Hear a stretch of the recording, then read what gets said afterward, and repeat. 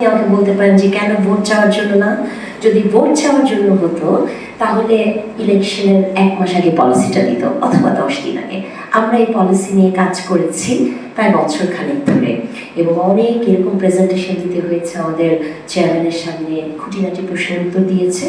তারপরে আমরা একটা রিফাইন্ড একটা পলিসি বানিয়েছি। আমরা আজকে বিএনপি শুধু 8টা পলিসি দিয়েছে বিএনপি, আমরা 3 জনই এডুকেশন পলিসি টিমে ছিলাম। সো যেহেতু এটা একটা ইউনিভার্সিটি এবং আমাদের কাছে মনে হয়েছে যে আপনাদের আসলে জানা উচিত, কারণ এইবারের ইলেকশনটাতে একটু অন্যরকম ইলেকশন। আপনার ভোট ভেরি ইম্পর্ট্যান্ট, কারণ আমি বিশ্বাস করি এবার একটিও জাল ভোট পড়বে না। যেহেতু একটিও জাল ভোট পড়বে না, সেহেতু ওই ভোটটা দেওয়ার জন্য আপনাকে জানতে হবে কোন দল কি করতে চায়।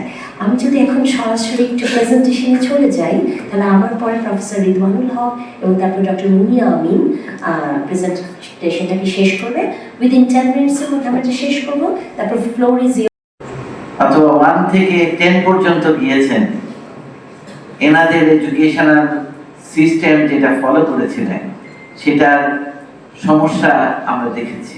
কখনো দেখেছি অটো পাস, কখনো দেখেছি হাফ অটো পাস। অনেক সময় রাস্তাতে এই অটো দাঁড়াতে বললে ছেলে পেলে দাঁড়িয়ে যেত। এর মানেটা কি? এর মানে হলো এক ধরনের ঝামেলা হয়ে গেছে, তারা রেগুলার সিস্টেমের মধ্যে আসতে পারছে না। আমরা যে ধরনের এডুকেশন দিয়ে আগামীতে আনবো, আমাদের জাতিকে দাঁড় করাবো, সেই জায়গাটার কোনো সংস্কারটা এর মধ্যে হয় না। খেয়াল করে দেখেছেন অনেকগুলো সংস্কার কমিশন হয়েছে, কিন্তু শিক্ষার কোনো সংস্কার কমিশন হয় না। আমার মনে হচ্ছে আজকের যেই সেমিনারের প্রতিপাদ্য বিষয় এবং যেই উপস্থাপনা হবে এবং সেই সাথে আপনাদের মূল্যবান মতামত, আপনাদের যে রিফ্লেকশন, আপনার যে মনের কথাটা, আসলে আপনি এডুকেশনটা কেমন দেখতে চান, সেটা যদি আপনি আপনার পক্ষ থেকে বলেন, তাহলে এনারা কিন্তু অনেক সমৃদ্ধ হবে এবং আগামী নিচে, কারণ আমাকে আরেকটা সিলেকশন বোর্ডে বসতে হবে, আমাকে ওখানেও যেতে হবে, কারণ ওটা না হলে আবার অন্য সমস্যা হয়ে যাবে আমার এই জন্য।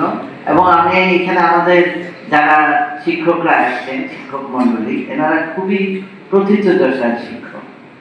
আমার কাছে ভালো লেগেছে, যেমন জাহিদ এসছে, ফোরকান সাহেব এসছে আমাদের এই সেমিনারে প্রতিবাদ। আপনার অনুগ্রহপূর্বক সেমিনারের প্রত্যেকটা স্লাইড ভালো করে দেখবেন, ওনাদের কথাগুলো শুনবেন, ওনারা কোন কোন জায়গায় ছেড়ে চলে গেছেন সেটা যদি আপনি বলে দিতে পারেন, তাহলে কিন্তু আপনিও পিছিয়ে গেলেন। So you have to put forward your thinking over this seminar as well. এই কথা আমার মূল প্রতিপাদ্য বিষয়। আপনি কিভাবে বুঝেন এটা, এটাই আপনি বলবেন। আপনার কাছে কি মনে হয় যে আপনারা এখানে, আপনারা যারা এসছেন, আমার কাছে খুব ভালো লেগেছে যে ছেলে এবং মেয়েরা যারা এসছেন তারা বিষয়টা উপলব্ধি কিছুটা করতে পেরেছেন। দৈনিক আজকের বাংলা .net